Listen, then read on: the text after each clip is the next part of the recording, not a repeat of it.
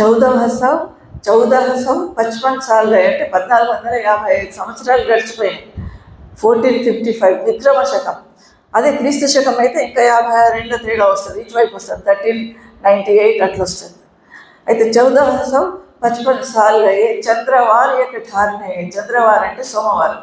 సోమవారం నాడు జ్యేష్ఠ శుద్ధి వరసాయతకు శుద్ధ జ్యేష్ఠ మాసము, శుద్ధ జ్యేష్ఠ తర్వాత ఏంటంటే ఆ రోజు అదే సమయంలో ఆయన లహర్తార చెరువు, ఇప్పుడు కాశీలో ఉన్నది, చుట్టూ అన్నీ బిల్డింగ్లు అయినాయి, కానీ ఒకప్పుడు చెరువు అది.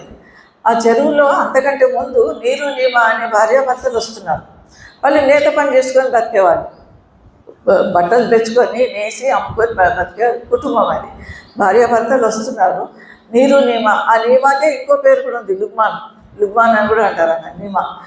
వాళ్ళిద్దరు వస్తున్నారు. ఆమె బాగా దాహం అవుతుంది. నీళ్ళు కావాలంటే ఏముంది, ఇప్పట్లాగా అన్ని వసతుల్లో కదా నీళ్ళు కావాలంటే ఇంకా కొంచెం దూరం అని కొంత దూరం నడిచిన తర్వాత వాళ్ళకు ఇది కనిపిస్తుంది, చెరువు కనిపిస్తుంది. చెరువు కనిపించింది, నీళ్లు తాగుదామని కిందికి దిగి చూస్తే ఉంది కమలపత్రము ఇట్లా తేలుకుంటూ వస్తున్నది. తామర పువ్వు లోపల పసిపిల్లవాడు వస్తున్నది, నీళ్ళ దగ్గరికి వస్తున్నది. ఇట్లా నీళ్ళు తీసుకొని తాగింది. ఆ పసిపాడిని చూసేసరికి వాళ్ళకి చాలా సంతోషం అనిపిస్తుంది. సంతానం లేదు అప్పటికి వాళ్ళకు.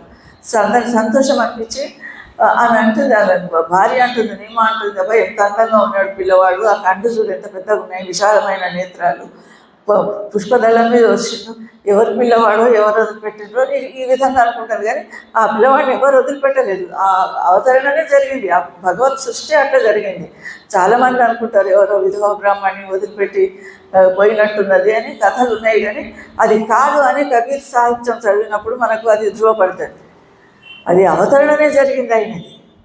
అయితే వాళ్ళిద్దరు నీరు నిమ్మ ఆయన తీసుకొచ్చుకుంటారు, ఇంటికి తీసుకొచ్చి పెంచుకుంటారు. ముందు పేరు పెట్టాలి, నామకరణం చేయాలి. ఏం చేయాలి? వాళ్ళు నీరు నిమ్మ ముసల్మాన్ పరివారంలో ఉన్నారు, వాళ్ళు ముస్లిం కుటుంబం. వాళ్ళు కాజీ దగ్గరికి తీసుకుపోతారు పిల్లవాడిని. కాజీ దగ్గరికి తీసుకెళ్ళి, మాకు ఇట్లా దొరికినాడు పలానా చెరువులో, తమరాకులో తేలి వస్తున్నాడు, రామకృష్ణంలో తేలి వస్తున్నాడు, మేము తీసుకొచ్చినాము, పేరు పెట్టమంటే ఆయన ఏం చేస్తాడు, వాళ్ళ గ్రంథం ఖురాన్ కనుక ఖురాన్ ఓపెన్ చేస్తాడు. చెయ్యగానే ఫస్ట్ ఆయన దృష్టి కబీర్ అనే పదం మీద పడుతుంది. కబీర్ అంటే భగవంతునికి ఒక పేరు, విశేషణం. భగవంతుని పేరే కబీర్ అంటారు. ఆయన దృష్టి అటు పడుతుంది. మొదటి పేరు కూడా అదే ఉంటుంది, కబీర్ అని అంటారు. అయితే ఆయన ఏం చేస్తాడు, ఆయన ఈ బాబు కబీర్ అని పెడతాను పేరు అని. సరే కబీర్ అని పెడతాను పేరు. ఆ పేరుతోనే విశ్వవిఖ్యాతుడు అయిపోతాడు. తర్వాత దాస్ అని కూడా అంటారు. కబీర్ దాస్ అంటే దైన్య సూచకం. వైద్యనాథ్ శుక్ల అని ఒక ప్రొఫెసర్ ఉన్నాడు, పెద్ద దీని మీద రీసెర్చ్ చేసిన ఆయన అంటాడు, దాస శబ్దము దైన్య సూచకం కనుక దాసుడు ఎవరికి దాసుడు? అయినా పరమాత్మకు దాసుడు. మనందరం కబీర్ దాస్ అంటారు చాలామంది. దాసుడు కాదు ఆయన. ఎవరికి దాసుడు? భగవంతుడికి మాత్రమే దాసుడు. మనమందరం సాహెబ్ అనాలి. సాహెబ్ అంటే యజమాని, భగవంతుడు. కబీర్ సాహెబ్ అనేది గౌరవంగా మనం పిలుచుకునే పేరు. దాస శబ్దం దగ్గర, ఎందుకంటే కబీర్ సాహెబ్ కూడా తనను తాను సంబోధించుకుంటాడు, దాస్ కబీరా అనుకుంటాడు తనను తాను. సుఖియా సబ్ సంసార్ హే జాగే ఖావే ఔర్ సోవే, దుఖియా దాస్ కబీర్ హే జాగే ఔర్ రోవే. ఎందుకంటున్నాడు అట్లా? సుఖియా సబ్ సంసార్ హే, ప్రపంచమంతా సుఖంగా ఉందండి. సుఖియా సబ్ సంసార్ హే ఖావే ఔర్ సోవే, తింటారు పడుకుంటారు మొత్తం ప్రపంచమంతా. దుఃఖియా దాస్ కబీర్ హే, ఒక దాస్ తనను తాను అనుకుంటున్నాడు, దుఃఖపడుతున్నాడు. ఎందుకు దుఃఖపడుతున్నాడు? దుఃఖియా దాస్ కబీర్ హే జాగే ఔర్ రోవే, మేల్కొంటాడు, రాత్రంతా ఏడుస్తుంటాడు. ఎందుకు ఏడుస్తాడు? ఆయనకి ఏ కర్మ? డబ్బుల కోసమా? ఇంకేమైనా వరాలు కోరా? కాదు. ఆయనకి ఏది, అయ్యో ఈ జన్మము ఎంతో తపస్సు చేస్తే కానీ దొరకని ఈ మానవ జన్మ, దేవతలు కూడా అలాగానే కావాలని కోరుకునే జన్మ వచ్చినా కూడా ఈ మనుషులు ఎవరు దేని గురించి ఆలోచిస్తలేరు. అమూల్యమైన జీవితాన్ని పాడు చేసుకుంటున్నారు. వీళ్ళకి ఎప్పుడు జ్ఞానోదయం కలుగుతుంది అని, వీళ్ళకి ఎప్పుడు ఉత్సాహం కలుగుతుంది, ఉత్తేజం కలుగుతుంది, వీళ్ళకి చైతన్యం ఎప్పుడు కలుగుతుంది, ఎప్పుడు మేల్కొంటారు వీళ్ళు అని బాధపడుతూ ఏడుస్తున్నాడు కబీర్ అని తనని తాను చెప్పుకుంటాడు కబీర్. అయితే ఈయన అవతరణ జరిగిన తర్వాత ఈ నీరు నీ మా ఇంట్లో పెరుగుతుంటాడు. చిన్నపిల్లవాడు బాగున్నాడు, పెరుగుతుంటాడు. పెరిగిన కొద్దీ ఆయన రామనామం మీద చాలా మక్కువ ఏర్పడుతుంది. రామనామాన్ని పాడుతుంటాడు, గానం చేస్తుంటాడు. ఎప్పుడు చూసినా రామనామాన్ని నిర్జపనం చేస్తుంటాడు. చిన్నపిల్లవాడి నుంచి 4-5 ఏళ్ళు అయితే 5-6 ఏళ్ళ వయసు వస్తుంది. వచ్చిన తర్వాత చుట్టుపక్కల చాలామంది ఆ ఈడు పిల్లలు ఉంటారు, ఆ వయసు ఉన్న పిల్లలు ఉంటారు. వాళ్ళందరినీ పోగేసుకుంటాడు. ఇంటి ముందర ఒక అలికి శుభ్రంగా, ఆ కాలంలో వాకిట్లో పక్కకు అరుగులు ఉండేవి, అరుగును శుభ్రంగా అలికి దాని మీద చాప అది పరుచుకొని కూర్చునేవాడు. ముందు నొసల మీద తిలకం దిద్దుకునేవాడు. ముసల్మాన్లు ఎవరైనా తిలకం దిద్దుకుంటారా, బొట్టు పెట్టుకుంటారా? పెట్టుకోరు. తులసి పూసలు అది మాల వేసుకుంటాడు. తులసి పూసల మాల వేసుకొని రామనామ జపం చేస్తుంటాడు. చుట్టుపక్కల పిల్లలు ఫ్రెండ్స్ అందరు గుమిగూడతారు. వాళ్ళందరి చేత భజన చేపిస్తుంటాడు, తాను చేస్తుంటాడు, తాను రామనామం గానం చేస్తుంటాడు. కొంతకాలం ఎవరెంత పెద్దగా పట్టించుకోరు, పిల్లలు ముందులే ఆడుకుంటున్నారు అనుకుంటారు. తర్వాత ఆనాడు ఆ కాలంలో కబీర్ ఏ రోజుల్లో అయితే అవతరణ జరిగిందో అప్పుడు 2 మతాలు, హిందూ ముస్లిం 2 మతాలు. ఇక సమాజంలో కూడా 2 వర్గాలు, ఒకటి ధనిక వర్గం, ఒకటి పేద వర్గం. మనలాగా మిడిల్ క్లాస్ ఫ్యామిలీస్ ఉండేవి కావు. అప్పుడు ఉంటే శ్రీమంతులు, బాగా డబ్బులు ఉంటాయి. శ్రీమంతులు అంటే పైసలు చల్లుకునేటంత డబ్బులు ఉన్న వాళ్ళు ఉంటారు. లేదా తిండికి కూడా గతి లేని గుడిసెవాసులు ఉంటారు, పేదరికంలో మగ్గిపోతుంటారు. అటువంటి 2 వర్గాలు. అయితే ఆ ముసల్మాన్లు వాళ్ళు ఏం చేస్తారంటే వాళ్ళు చూస్తారు, ఏంటి పిల్లవాడు హిందూ ముస్లింల మన కులం వాళ్ళు ఇంట్లో పెరుగుతున్నాడు, హిందూ దేవుని రామ అని రాముడు తలుస్తున్నాడు, ఏంటి అని మెల్లమెల్ల ఇక్కడ వీళ్ళకి కూడా కోపం వస్తుంది, హిందువులకు కూడా కోపం వస్తుంది. మన రాముడిని వాడు ఎందుకు తలుచుకుంటున్నాడు, ఇటు వీళ్ళకు కోపం వస్తుంది. ముస్లింలకు ఏమో వాడు మన ఇంట్లో పుట్టినవాడు వాడు రామనామం తలుస్తున్నాడు, వాళ్ళకి కోపం వస్తుంది. ఎందుకంటే ఆ కాలంలో ఈ హిందూ మతాల కొట్లాటలతోనే చాలా అశాంతిగా ఉన్నది. ప్రపంచమంతా అశాంతితో అల్లాడిపోతున్నది. మధ్యతరగతి వాళ్ళకి బతికేటందుకు మార్గం లేదు. పేదరికమే తిండికి బట్టకే సరిపోయేది కాదు. పేదరికం ఒకటి. తర్వాత ఈ హిందూ ముస్లిం కొట్లాటలు ఒకటి. ఇవన్నీ మేము గొప్ప అంటే మేము గొప్ప అని. హిందువులకేమో పండితులు, పూజారులు, తీర్థస్థానాలలో పూజలు చేసే పండాలు, వీళ్ళందరితో ఒక వర్గం. తర్వాత కాజీలు, ముల్లాలు, మసీదులు, వీళ్ళందరితో ఒక వర్గం.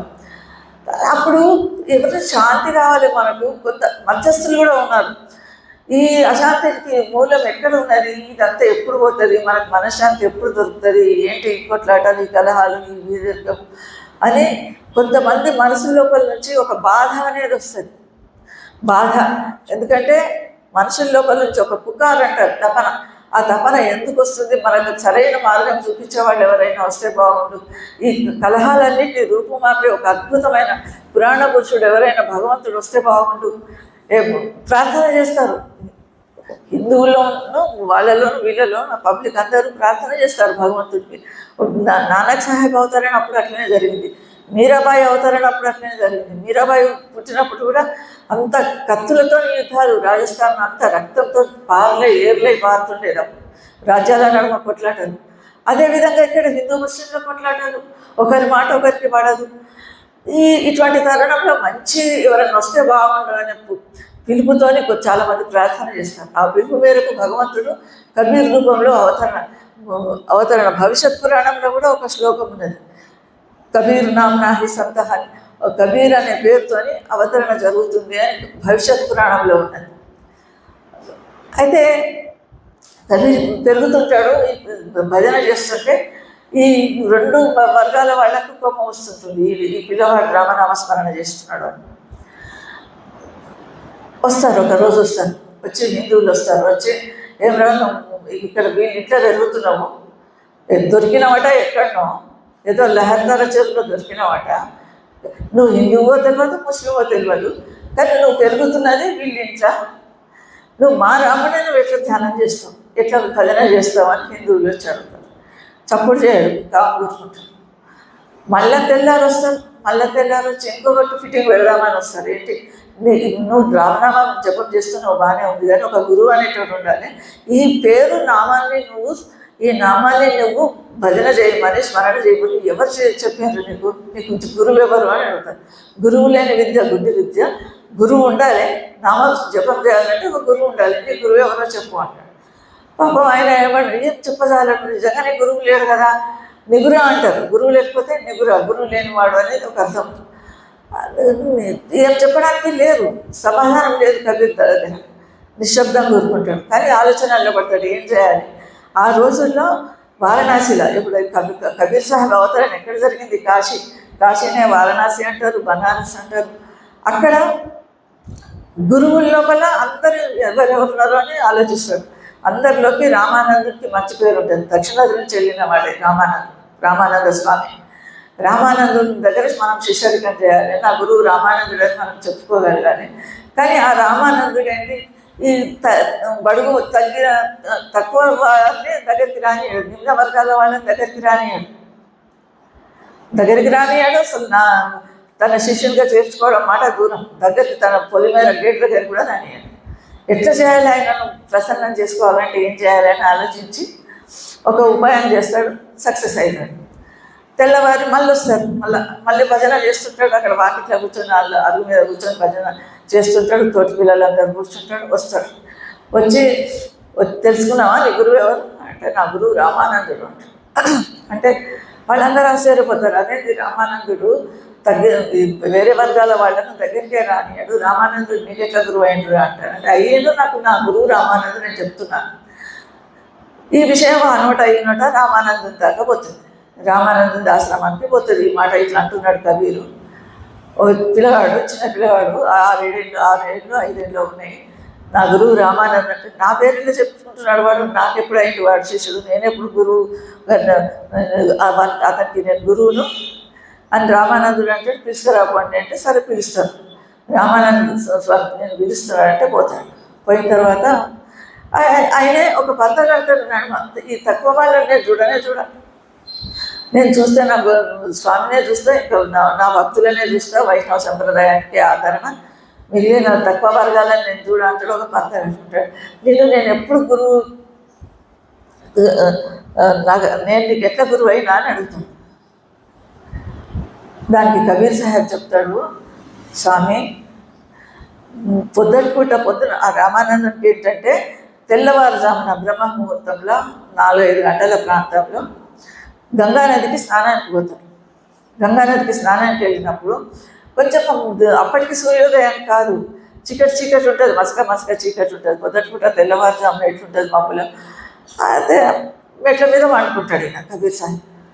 మెట్ల మీద పండుకుంటా రామానంద స్వామికి ఏంటంటే పాంపళ్ళు ఉంటాయి, చెక్కతో చేసిన చెప్పులు, అవి వేసుకొని వస్తుంటాడు. అది వస్తుంటే గబుక్కున చూసుకోడు, చీకట్లో సరిగా కనబడదు, చూసుకోడు. మెట్లు దిగుతుంటాడు, మెట్ల మీద ఈ కబీర్ పడుకొని ఉంటాడు. ఆయన కాలు మెత్తకొని పెట్టేసరికి ఈ కబీర్ మొక్క మీద పడుతుంది కాలు. బాగా అరుస్తాడు, ఏడ్చేసరికి ఆ రామారావు ఎంబడే కాలు ఎంత తీసుకొని, పుత్ర రామరామ అను పుత్ర, లేదు ఎందుకు ఏడుస్తున్నావు, నా పొరపాటున తాగింది కాదు అని ఇట్లా చెప్తాడు.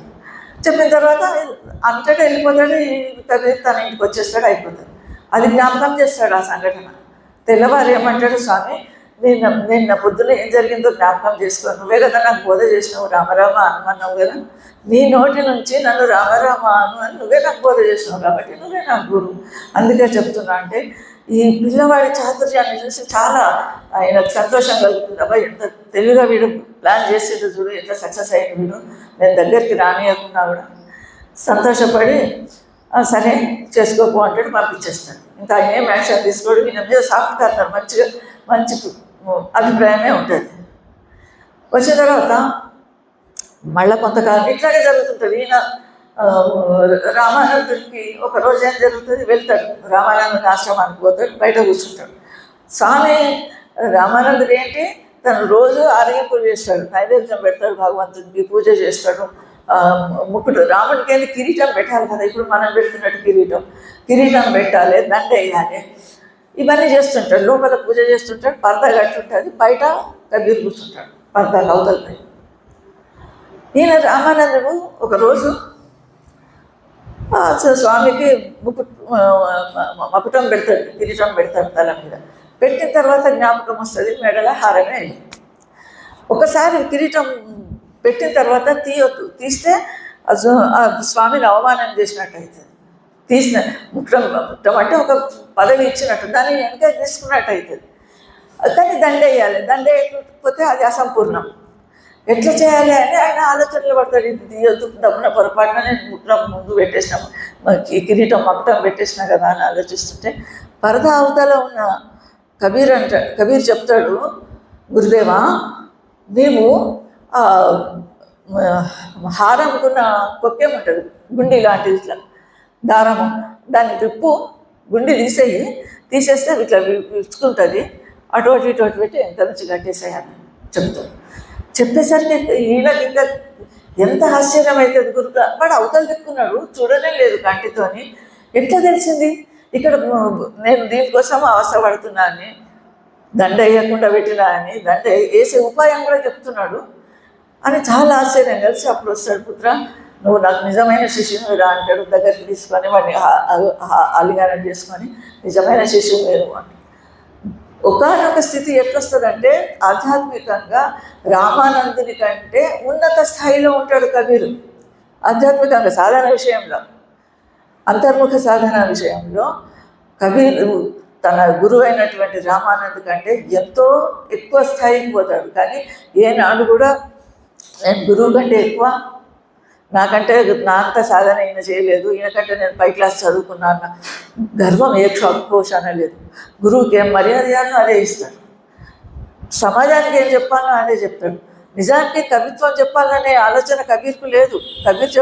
కానీ ఆనాటి సమాజానికి, సంఘానికి సంఘ సంస్కరణ చేయాలన్న ఒక ఉద్దేశమే లేదు ఆయనకి. కానీ ఆయన నోట సరస్వతి వాక్కు, ఎందుకంటే ఆయన స్కూల్కి వెళ్ళి పెద్దగా ఎక్కువ చదువుకున్నది లేదు, నిరక్షరాస్యుడే. కానీ సంతులకే సంతోషం, పండితులకే పండితుడు ఆయన. ఆయన మీద కొన్ని వందలాది ఒకటి పెద్ద ఎద్దు దాని నిండా పుస్తకాలు ఇవన్నీ ఉన్నాయి. కబీర్ సాహెబ్ జీవితంలో జరిగిన సంఘటనలు గురించిన ఫోటోలు కానీ, విగ్రహాలు, శిల్పాలు కానీ ఉన్నాయి.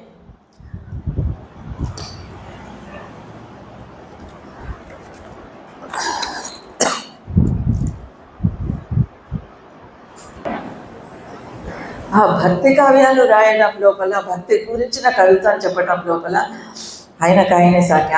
నిరాకార నిర్గుణ స్వరూపానికి మార్గదర్శనం చేసిందే కబీర్, ఆద్యుడే కబీర్. అందుకే మనము ఆయనను ఆది సంత్ అంటాం.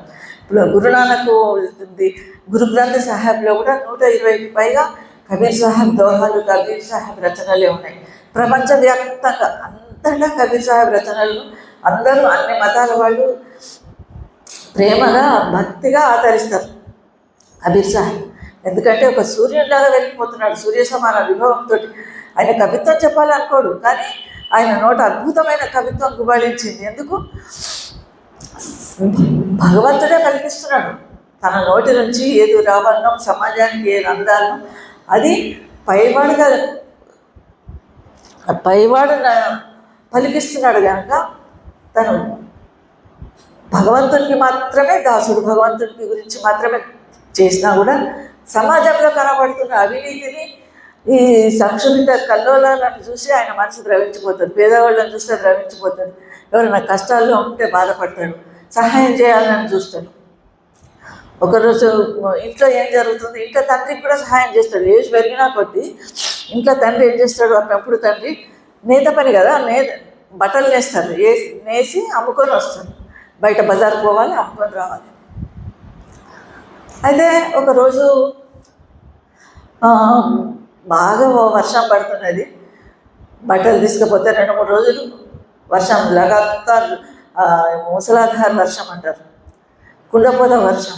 బజార్ తెరవలేదు, పోలేదు. వీళ్ళు 3వ రోజు చాలా అవసరం, డబ్బులు ఇంట్లోకి అవసరం. ఇంట్లో ఇల్లు గడవాలంటే పోయి బట్ట అమ్మాని డబ్బులు వస్తే ఆ డబ్బుతో ఇంటికి పిండి బియ్యం కొనుక్కోవాలి. బజార్కి పోతాడు, కొంచెం మానం తగ్గుతుంది, పోతాడు. పోయి తాను అమ్ముదామంటే వస్తారు, ఒకరు వస్తారు, అంగడికి వస్తారు. ఆయన రేటు చెప్తాడు, దీని వేళ 5 రూపాయలు అంటాడు. ₹5 ఐదా మూడుకి మూడుకి అంటే మూడుకి ఇస్తే నాకు పడదు నాయన ₹5 అని అంటాడు. ₹5 ₹1 ఎంతో ఆనాటి రేటు ప్రకారం చెప్తాడు. ఇంత ₹5 రేటు. ఎవరు కొనుక్కోరు, రేటు తగ్గి ఇవ్వమంటున్నారు, అడుగుతున్నారు, పోతున్నారు. చూస్తే చూస్తే సాయంత్రం అయింది.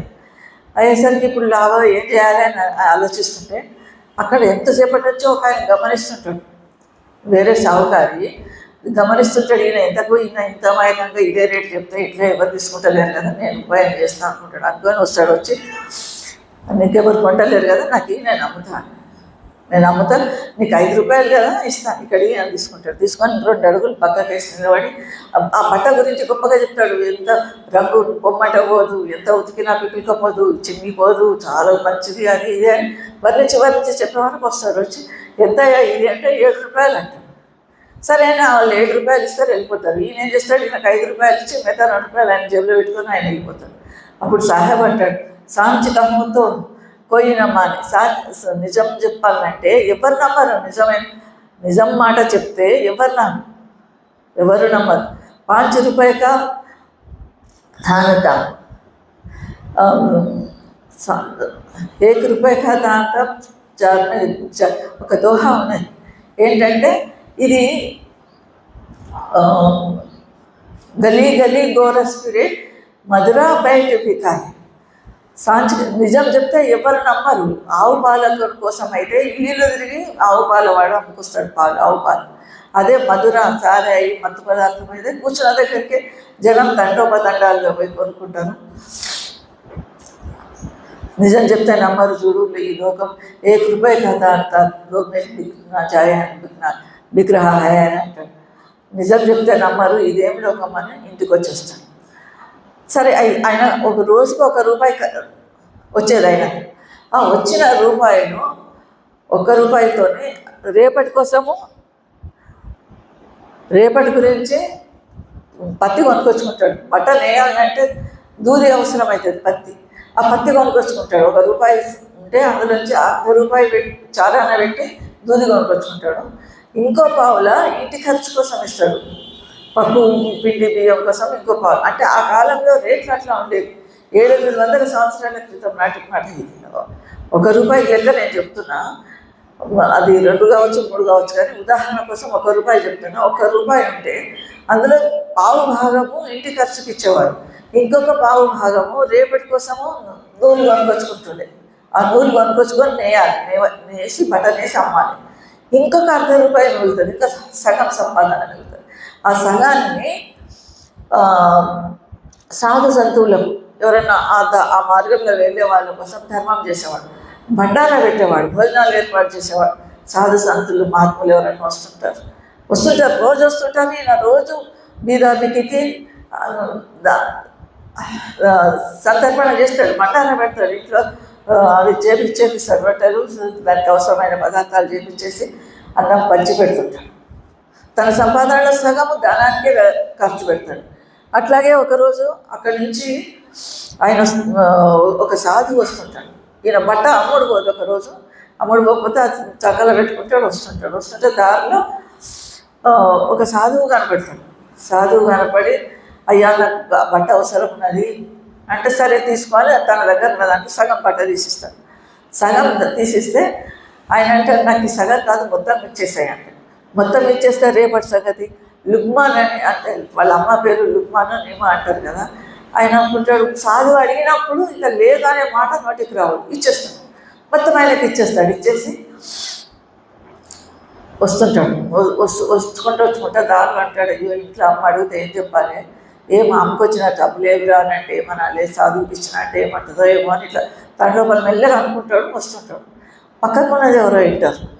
విని ఈయన చేరక ముందే ఈయన ప్రతిరోజు కొనే వస్తువుల కంటే ఎక్కువ 2 4 సామాను, బియ్యం పప్పు పిండి అన్నీ వాళ్ళ ఇంటికి సామాన్ అంతా తీసుకుపోయిస్తారు. ఎక్కడ ఇవి అని వాళ్ళ అమ్మ అడిగితే కబీర్ పంపించిందని చెప్తారు. నిజానికి కబీర్ పంపనే లేదు. అంటే భగవంతుడు తనను నమ్ముకున్న వాళ్ళని ఏ విధంగా ఆదుకుంటాడు అనుకోవడానికి ఉదాహరణ. ఇంటికి పోయిన తర్వాత కబీర్ అవుతాడు, కానీ ఈ సామాన్ ఇవన్నీ ఇంతగానం వచ్చినాయంటే, ఏమో నువ్వే పంపించినవాట కదా, నీ పేరు చెప్పి ఇక్కడ తెచ్చిపెట్టాను. నేనేం పంపలేదు. ఎవరు వచ్చినప్పుడు అర్థమైతే, ఓహో ఆ మాలిక భగవంతుడు పరమాత్మ ఇట్లా కరుణామయుడు చూడు, అక్కడ నేనేం తీసుకురాలేదని అనుకున్నందుకు ఇక్కడ వచ్చేసిన ఈ సామాను. అది ఆయన వేరే వాళ్ళు అయితే ఏం చేస్తారు, వాటిని ఇంట్లో పెట్టుకొని రేపటి తినేటందుకు ఉంచుకుందాం అనుకుంటారు. ఆయన అట్లా అనుకోలేదు, అందరికీ వాళ్ళకి వీళ్ళకి పంచిపెట్టేస్తారు. ఆ విధంగా దాతృత్వం, ఆ గుణం ఆయన లోపల దయాగుణం. అందుకే లోకానికి ఏం చెప్తాడు, దయా రాఖీ ధరం కో పాలే జగ్సే రహే ఉదాసి అప్నా సాజు సబ్కో జానే తాహి మిలే అవినాశి सहे कुशब दुबातु को त्यागे छोड़े गर्व गुमाना सत्यनाम त्यागे को मिली है कहे कबीर सुजाना. దయా రాఖి ధరంకు దయను కలిగి ఉండాలి, ధర్మాన్ని పాటించాలి. దయా రాఖి ధరంకు పాలి జగ్సే రహే ఉదాసి, ప్రపంచం పట్ల మోహం ఉండకూడదు, ఉదాసీనంగా ఉండాలి. వచ్చేది వస్తుంది, పోయేది పోతుంది. మనం ప్రతిదానికి బాధపడతాం, ప్రతిదానికి అగలారుస్తాం. అదంతా అది సంతోషం పడద్దు, కుంగిపోవద్దు, సమానంగా ఉండాలి, ఉదాసీనంగా ఉండాలి. దీని పట్ల అవి మిక్కిలి అత్యధికమైనటువంటి వ్యామోహం పెంచుకోకూడదు ప్రపంచం పట్ల అనేది. జగ్సే రహే ఉదాసి అప్నా సహజీవ్ సబ్కో జానే, అప్నా మనలాగనే జీవులందరినీ అప్నా జీవ్ సబ్కో జానే తాహి మిలే. అటువంటి వాళ్ళకి ఆ వినాశనం లేని అవినాశి అయిన కర్తా పురుషుడు, ఆ సద్గురు పరమాత్మ లభిస్తాడు. అప్నా సహజం సబ్కో జానే తాహి మిలే అవినాశి. ఇంకేం చేయాలన్నట, సహే కుషత్, చెడు మాటలు ఎవరైనా తిట్టినా అనవసరంగా తను అన్నా కూడా సహించుకోవాలి. ఎప్పుడైతే నువ్వు సహించుకుంటావో, ఎప్పుడైతే మనం ఎదురు జవాబు చెప్పామో, మన జవాబు మనం నమ్ముకున్న భగవంతుడు చెప్తాడు, మనమేం చెప్పక్కర్లేదు. ఒకడు వచ్చి మనం 4 మాటలు అంటారు అంటే మనము ఇవాళ రేపు ఏమంటారు, ఈటుకో పత్తరిసే జవాబు. ఎవడన్నా ఈటుకతో కొడితే రాయి తీసుకొని కొట్టుకుని అంటారు. అట్లా కాదు, ఈటుకో పత్తరిసే జవాబు కాదు. భగవంతుడిని ఎవరైతే నమ్ముకున్నారో, భగవంతుడికి శరణాగతులమై ఉన్నామో, మనం ఏం అనక్కర్లేదు, మనసులో ఏం అనుకోక్కర్లేదు. శాపాలు పెట్టే పని లేదు. వాటికి వ్యతిరేకమైనటువంటి ఆలోచనలు కూడా మనసుకు రావద్దు. వస్తాయి, మనసు అయినప్పుడు వస్తాయి, కానీ రాకూడదని మా సాహెబ్ చెప్తున్నాడు. మనం ఏం అనకపోతే ఈశ్వరుడు భగవంతుడే చూసుకుంటాడు, వారికి తగిన పనిష్మెంట్ భగవంతుడు ఇస్తాడు. పడ్డవాడు ఎప్పుడు చెడ్డవాడు కాదు. అందుకే సహే కుశబ్దు, చెడు మాటలను సహించుకో. సహే కుశబ్దు అందుకు త్యాగే, చెడును వదిలిపెట్టే. అందుకు త్యాగే छोड़े गर्व गुमाना, गर्वाన్ని అహంకారాన్ని వదిలిపెట్టాలి. छोड़े गर्व गुमाना सतनाम ताहि को मिले. సత్నామం అంటే సత్పురుషుడు, సద్గురు పేరే సత్నామం. ఆ సత్నామము సత్నాం తాహి को मिले. ఎందుకంటే సత్నామంతో పిలిచినప్పుడే సద్గురు, సత్పురుషుడు, సర్వాధార సర్వేశ్వరుడి దర్శనం దొరుకుతుంది. సత్నాం తాహి को मिले కహే కబీర్ సుజానా. కహే కబీర్ భగవంతుడికి చెప్తున్నాడు, కబీర్ చెప్తున్నాడు అనేది ఇటువంటి వాక్యం చెప్తున్నాడు కబీర్ సాహెబ్. భరించుకోమంటున్నాడు ఆయన. ఈ విధంగా కబీర్ సాహెబ్ అందరికీ బోధన చేయడము, అందరికీ తెలిసిపోతుంది. చుట్టుపక్కల ప్రపంచానికి ఒకరి ద్వారా ఒకరికి తెలిసిపోయి ఎంతోమంది ఆయన శిష్యగణం తయారవుతుంది. ఉదాహరణకు ఒక సంఘటన జరుగుతుంది ఆయన జీవితంలో. సర్వజితుడని ఒక ఆయన వస్తాడు. సర్వజితుడు కాదు, అసలు ఆయన పేరు సర్వానందుడు. బాగా చదువుకుంటాడు, వేదాలు, శాస్త్రాలు, పురాణాలు, భాగవతాలు, రామాయణాలు. ఆయన చదువులేదు, అన్ని వేదాలు చదువుతుంటాడు, ఉపనిషత్తులు చదువుకుంటాడు. మహాపండితుడు. ఎంతమంది ఆ రోజుల్లో పండితులు ఉన్నారో అందరితో చర్చలు చేస్తాడు, అందరిని ఓడించేస్తాడు. అందరిని ఓడించేసి ఇంకా సర్వానందుడు తీసేసి సర్వజితుడు అంటాడు. జితుడు అంటే గెలుచుకున్నవాడు, అందరినీ గెలుచుకున్నవాడు అనే బిరుదును తనకు తాను పెట్టుకుంటాడు. సర్వజితుడు అని పెట్టుకుంటాడు తన పేరు. పెట్టుకొని తల్లి దగ్గరికి పోతాడు. దక్షిణాదిలో ఉంటారు వీళ్ళు. ఆ దక్షిణం అంటే ఇప్పుడు తమిళనాడు, కర్ణాటక దిక్కు ఉన్న మనిషి. ఆయనే పోతాడు, పోయి వాళ్ళ అమ్మకు చెప్తాడు, అమ్మ నేను సర్వజితుడు, నేను అందరినీ ఓడగొట్టేసిన, అందరు ఓడిపోయాను నా దగ్గర, నా పండించే ముందు ఎవరు నిలబడలేను, నేను అందరినీ ఓడించి సర్వజితుడినైనా, ఇదిగో నాకు అందరూ ఇస్తారు కదా సర్టిఫికెట్స్ లాంటిది, అందరు వాళ్ళు ఓడిపోయినట్టుగా, ఇదిగో నేను గెలుచుకున్నాను వచ్చి వాళ్ళ అమ్మని చెప్తాడు. వాళ్ళ అమ్మ అంటది, చూడు నువ్వు ఎంతమందినైనా ఓడించు, ఏమన్నా చేయి, కాశీలో కబీర్ సాహెబ్ దగ్గరికి పో. ఎందుకంటే ఆమె ఒకసారి పూర్వము యాత్రలకని వస్తుంది, తీర్థయాత్రలు చేసినప్పుడు కబీర్ సాహెబ్ సత్సంగానికి వస్తుంది. కబీర్ సాహెబ్ గురించి అందరూ చెప్తున్నది విని వచ్చి కబీర్ సాహెబ్ బోధనలు చేస్తుంటే కూర్చొని విని వెళ్తుంది. కాబట్టి అంటే కబీర్ దగ్గర నామదానం కూడా తీసుకుంటుంది, దీక్ష కూడా తీసుకుంటుంది ఆమె. కాబట్టి ఆమె కబీర్ గొప్పతనం తెలుసు. కాబట్టి కొడుకు అంటది, నువ్వు ప్రపంచమంతా ఎంతగానో గెలువు, నాకు సంబంధం లేదు, నువ్వు పోయి కబీర్ సాహెబ్ని తెలిసినా అప్పుడు నువ్వు సర్వాజితులు అని నేను నమ్ముతారా, నేను ఒప్పుకుంటానంట. అనేసరికి ఓ ఇంతేనా, కబీర్ సాహెబ్ పెద్దగా చదువుకోలేదని తెలుసు, నిరక్షరాస్యులని తెలుసు, అందుకని పెద్ద పెద్ద పండితులు శాస్త్రార్థాలు గ్రంథాలు చదివిన వాళ్ళనే నేను ఓడించిన, గెలిచిన వాళ్ళ మీద ఈ కబీర్ ఎంత నా ముందల సరిపోతుంది, దాందే ఉన్నది అని ఒక ఎద్దు. ఆ కాలంలో ఇప్పట్లాగా ఫ్లైట్లు ట్రైన్లు ఏమీ లేవు. ఎద్దు ప్రయాణం, ఎద్దు మీద తను చదివిన ముఖ్యమైన పుస్తకాలు అంటే తెచ్చుకోవాలి కదా, అవసరం పడితే ఆ శాస్త్రాన్ని రెఫర్ చేసుకుంటారు. కానీ చాలా గ్రంథాలన్నీ పెద్ద పెద్ద గ్రంథాలన్నీ మూటగట్టి ఆ ఎద్దు మీద వేస్తాడు. వేసి అది తీసుకొని కాశీకి వస్తాడు. అక్కడి నుంచి దక్షిణాది నుంచి ఉత్తరాదికి కాశీకి వస్తాడు. వచ్చి చక్కగా కాశీ కబీర్ సాహెబ్ ఇంటికి పోతాడు. బయట నుంచి పిలుస్తాడు, కబీర్ సాహెబ్ ఇదేనా అని అడుగుతాడు. లోపల బిడ్డ ఉంటుంది కమాలి, కబీర్ సాహెబ్ బిడ్డ పేరు కమాలి, కొడుకు కమాలి ఉంటుంది. ఆ పిల్ల వాళ్ళ నుంచి నీళ్లు తోడుతుంటుంది. కబీర్ సాహెబ్ ఇల్లు ఇదేనా అంటే ఆమె ఒక దోహా చెప్తుంది. కబీర్ సాహెబ్ ఇల్లు శిఖరం మీద ఉన్నది. కబీర్ సాహెబ్ ఇల్లు శిఖరం మీద ఉన్నది. ఆ శిఖరానికి పోవాలంటే చీమ కూడా కాలు జారుతుందట. ఆ ఇంటి మీదకి ఎక్కాలంటే చీమ కూడా పిపీలు పావుంటికే పిపీలుగా బట్టికి లాతే బయలు అంటది. ఆ కబీర్ సాహెబ్ ఉన్న శిఖరం ఇంటికి పోవాలంటే చీమ కూడా కాలు జారుతుంది. అట్లాంటిది ఈ పండితుడు ఎద్దును తీసుకొని వచ్చిండు, ఎద్దును తీసుకొని కబీర్ సాహెబ్ ఇంటికి పోతాడట అని సరదాగా అంటారు. నిజానికి కబీర్ సాహెబ్ ఇల్లు అంటే ఏంటి, చైతన్య శక్తిధార పరమాత్మ స్థానము, శిఖాస్థానం మధ్యలో ఉన్న పరమాత్మ స్థానం కబీర్ సాహెబ్ ఇల్లు అంటే. అందరిది మన ఇల్లు కూడా అసలైన ఇల్లు అక్కడనే, అదే ఇల్లు. అక్కడి నుంచే మనం విడిపడి వచ్చినాం. అది పరమాత్మ ఉండే స్థానం నుంచి ఈ జీవులందరూ ఆత్మలన్నీ విడిపడి కిందికి వచ్చినాయి. ఇవి ఆత్మలన్నీ మళ్ళీ అక్కడ చేర్చాలి.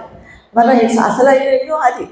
ఆయతే రోతే చలే హస్తే హుయే సంసార్ సే క్యా హమారా, దాదాదాయలు చెప్తాం కూడా అది. ఎందుకని నేర్చినామంట, విషుడైతే గురుకే చరణ కమల్సే, ఆ గురు చరణ కమలాల నుంచి విడిపోయినాం, వేరైపోయినాం అని ఏడ్చుకుంటూ మనిషి పుడతాడు, శిశువు పుట్టినప్పుడు. అందుకే ఆ అసలైన ఇల్లు ఇది నాది అందరిది. ఆ భగవంతుడు నీలో ఉన్నాడు, నాలో ఉన్నాడు, అందరి లోపల ఉన్నాడు. అందరి పేరు అదే పేరు, నీ పేరు రాధాస్వామి, నీ పేరు రాధాస్వామి. ఏమంటే ప్రపంచం గుర్తుపట్టడానికని మనం వేరు పేర్లు పెట్టుకున్నారు మనం, కానీ నిజానికి అందరిలో ఉన్నది అదే తత్వం. అదే మాట అంటుంది ఆమె. కబీర్ సాహెబ్ ఇల్లు ఇక్కడ ఉన్నది, శిఖరం మీద ఉన్నది. ఇది శిఖాస్థానం కదా, తజ్జిఖాయ మధ్య పరమాత్మ వ్యవస్థ, శిఖాస్థానంలో పరమాత్మ స్థానం కనుక కబీర్ సాహెబ్ ఇల్లు అది. ఒక చీమ కూడా అక్కడికి పోజాలదు. అటువంటిది పండితుడు ఒక ఎద్దును తీసుకొని దాని మీద గ్రంథాల బరువులు వేసుకొని వచ్చిండు, ఎట్లా పోతాడు అని అంటారు. అంటే మళ్ళీ అడుగుతాడు, అమ్మ కబీర్ సాహెబ్ ఇల్లు ఇదని అంటే ఇదే ఉండు. అంతలోకి ఆయన వస్తుంటాడు, కబీర్ సాహెబ్ వస్తాడు, లోపలికి వస్తాడు. వచ్చిన తర్వాత సరే మాట్లాడతారు, ఏం సంగతి, ఎందుకోసం వచ్చినావు. ఆయన అంటాడు కదా, నేను అందరినీ తెలిసి వచ్చిన పండితులు, ఈ పూజారులు, ఈ శాస్త్రాలు చదివిన వాళ్ళు వీళ్ళందరూ నా దగ్గర ఓడిపోయారు. ఈ శాస్త్రార్థాలు చర్చ నీతో జరపాలని నేను వచ్చిన. ఈ ఉపనిషత్తులు, కఠోపనిషత్తు అవన్నీ నాకేం రావు. కబీర్ సాహెబ్ అంటాడు, నాకేం రావు, నువ్వు గెలుచుకో, నన్ను కూడా గెలిచినా అని అనుకో, నువ్వు విజయపత్రం నువ్వు రాసుకో, నువ్వు ఏం రాసుకుంటావో రాసుకో. కబీర్ ఓడిపోయాడు, ఈయన గెలిచిండు, సర్వానందుడు గెలిచిండని రాసుకో, నేను సంతకం పెడతాను, నువ్వు రాసుకో, ఇష్టం వచ్చినట్టు రాసుకోండి. అయితే ఆయన సర్వజితుడు ఏం చేస్తాడు, రాసుకుంటాడు, దాని మీద ఆయన పేరు తీసుకొని రాస్తాడు. కబీర్ సాహెబ్ ఓడిపోయినాడు, సర్వజితుడు గెలిచినాడు. ఇది విజయపత్రము, సర్వజితుడు గెలిచినాడు, కబీర్ సాహెబ్ ఓడిపోయాడు అని రాస్తాడు. ఈయనంటాడు, నేను రాయ నువ్వే రాసుకో అంటాడు. కబీర్ సాహెబ్ అంటాడు, నువ్వే రాసుకోంటే సర్వజితుడు తన స్వహస్తాలతో రాస్తాడు. కబీర్ సాహెబ్ ఓడిపోయాడు, సర్వజితుడు గెలిచినట్టు సంతకం పెట్టేస్తాడు కింద. కబీర్ సాహెబ్ సంతోషంగా ఆ పత్రం తీసుకొని మళ్ళీ దక్షిణాది పోతాడు, తమిళనాడు. పోయి వాళ్ళ అమ్మని చూపిస్తాడు, అమ్మ నేను కబీర్ సాహెబ్ని గెలిచిన, ఆయన విజయపత్రం కూడా ఇచ్చాడు, కబీర్ ఓడిపోయాడు, సర్వజితుడు గెలిచిందని ఇచ్చాడు, ఇక చూసుకోవాలి. వాళ్ళ అమ్మ తీసి చూసి చదువుతుంది. అందులో ఏముంటుంది, సర్వజితుడు ఓడిపోయింది, కబీర్ గెలిచిందని రాసుకుంటారు. అదే ఆయన రాస్తేనేమో అనుమానపడుతుంటాయి, ఆయన స్వయంగా రాసిండు. కానీ ఇదేంటి నేను రాసిన, నేను నా చేతులతో నేనే రాసిన, అట్లెట్లా అయింది, అట్లెట్లా మారింది, వేరే ఎక్కితే ఏం కాలేదు, రాయంగానే నేనే నా దగ్గర పెట్టుకొని తీసుకొచ్చిన, అట్లెట్లా అయినా.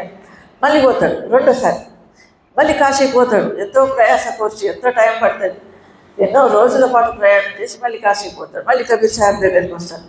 ఇట్లా తారుమారైంది, వేరేది రాసి నువ్వు అంటాడు. అంటే ఏం లేదు, నువ్వే రాసుకో, మళ్ళీ నేను సంతకం పెడతాను, నీ ఇష్టం వచ్చినట్టు రాసుకుంటే మళ్ళీ రాస్తాడు. సర్వాజితుడు గెలిచిండు, కబీర్ ఓడిపోయినాడు, మళ్ళీ రాస్తాడు. మళ్ళీ ఈయన సంతకం పెడతాడు, మళ్ళీ అది పట్టుకొని వాళ్ళ అమ్మ దగ్గరికి వస్తాడు. వచ్చింది మళ్ళీ చూపిస్తాడు. చూపించినప్పుడు ఏం జరుగుతుంది దాంట్లో, మళ్ళీ మొదట్లాగానే కబీర్ గెలిపొందినట్లు, సర్వాజితుడు ఓడిపోయినట్లు ఉంటుంది దాంట్లో. అదే ఏంటి, మళ్ళీ అదే పేపర్ పట్టుకొచ్చిన ఏదని వాళ్ళ అమ్మ అంటారు. లేదు నేను రెండోసారి నేనే రాసిన, నీ సర్వాజితుడు మళ్ళీ పోతాడు. మళ్ళీ మూడోసారి పోయి కబీర్ సాహెబ్ దగ్గరికి పోయిన తర్వాత కబీర్ ఆయనకు అప్పుడు కళ్ళు తెరుచుకుంటాయి. మూడోసారి కూడా అదే ప్రయోగం చేస్తాడు. మళ్ళీ తను చదువుకునే వరకు ఎందుకు ఇట్లా జరుగుతున్నది అంటే, అక్కడ లోపల పరమాత్మ రాపిస్తున్నాడు. ఈయన ఒక రకమైనటువంటి ఒక విధమైనటువంటి మహిమకు లోనయ్యి తను ఏం రాస్తున్నాడు. తనే స్వస్థలతో రాసిండు, తనదే హ్యాండ్ రైటింగ్. కానీ సర్వాజితుడు తనే రాస్తున్నాడు. సర్వాజితుడు ఓడిపోయిండు, కబీర్ సాహెబ్ గెలిచిందని. ఆ తర్వాత ఆయనకు జ్ఞానోదయమై కబీర్ సాహెబ్ చరణాల మీద పడతారు. ఈ గ్రంథాలు ఇవన్నీ వృధా, నీకున్న జ్ఞానం మొదల ఎందుకంటే ఆయన కబీర్ లక్ష్యం ఏంటిది, అందరినీ ఆత్మికంగా, అందరి లోపల ఆధ్యాత్మికతను మేలుకొల్పాలి, అందరినీ అంతర్ముఖులను చేయాలి, అందరి లోపల దయా ప్రేమ గుణాలను ప్రవహింపజేయాలి, అందరినీ ఉన్నత స్థానానికి అంతర్ముఖులను చేసి అంతరంగంలో పరమాత్మ దర్శనం చేపియాలి అందరికీ అనేది కబీర్ లక్ష్యం. కబీర్ సాహెబ్ లక్ష్యమే అది. ప్రపంచంలో ఉండండి, తినండి, తాగండి అనేది కాదు ఆయనది లక్ష్యం.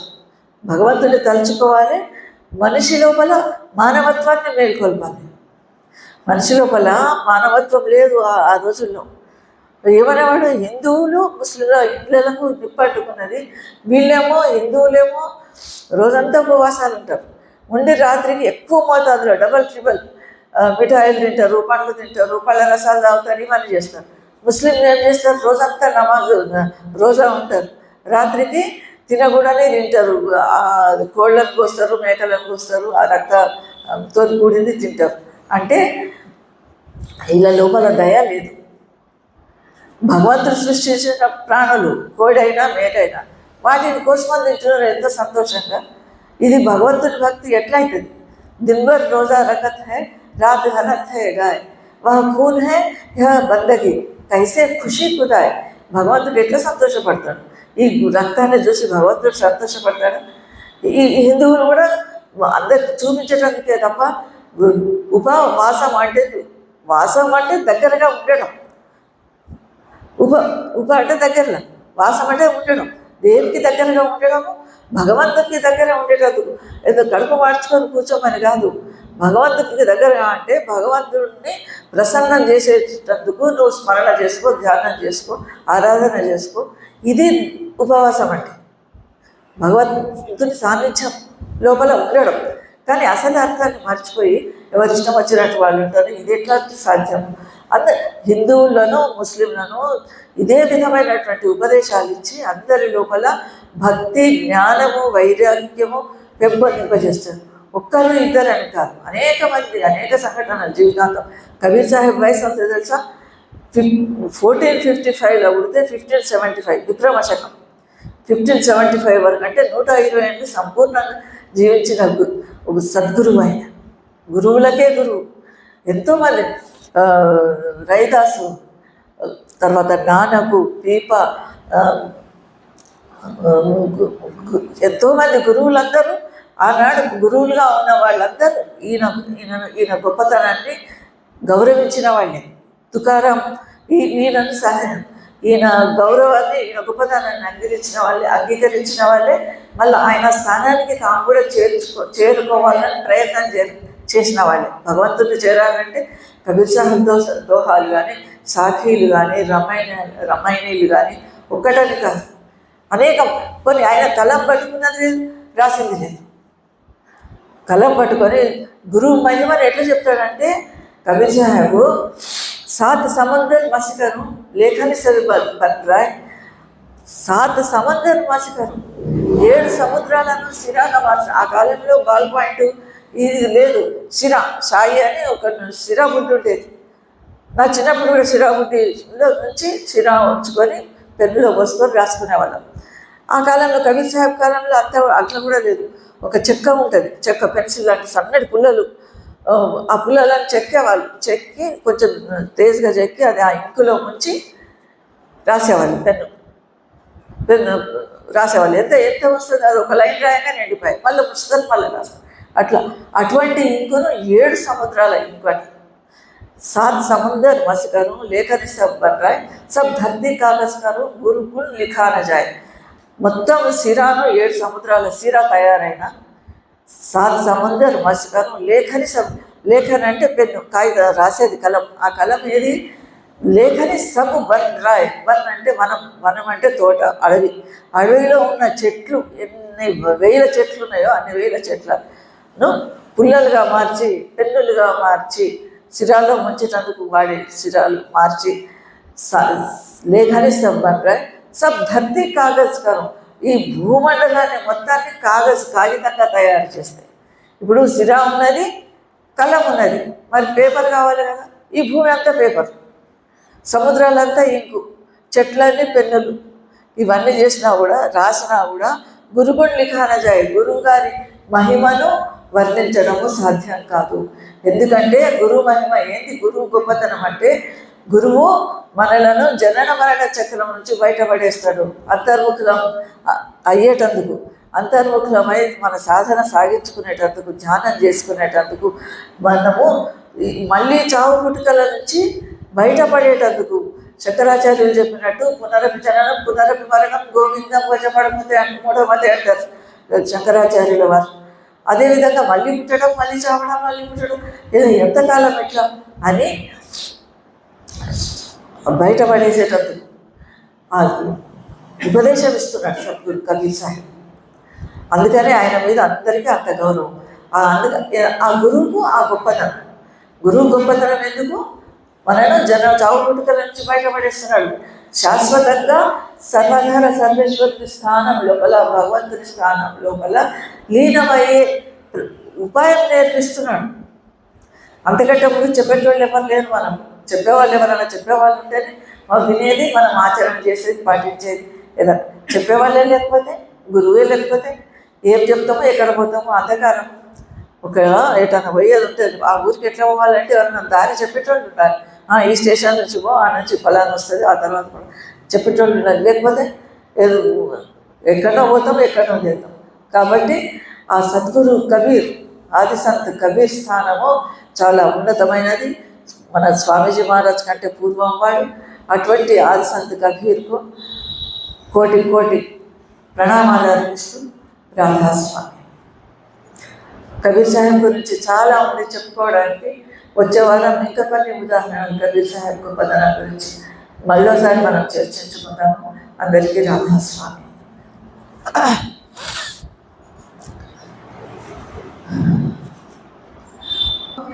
मंगलम शब्दार्थ शब्द धार शब्द निवासनम गुप्त अपने आप में जब अलग अगम अनाम आप, जब प्रकट आनंद ज्ञान कार्य और सतधाम आप, साज संत समाज मंगल काज जीवोद्धार को आपने धारण किया है परम संत अवतार को।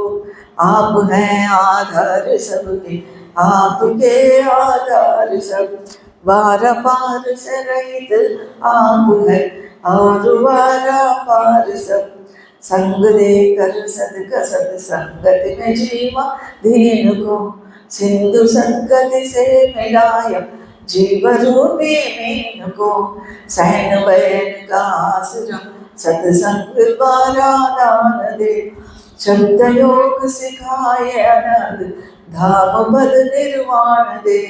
धन्य सतगुरु राधा स्वामी पार भव से कीजिए, भक्ति मुक्ति योग युक्ति ज्ञान शक्ति दीजिए।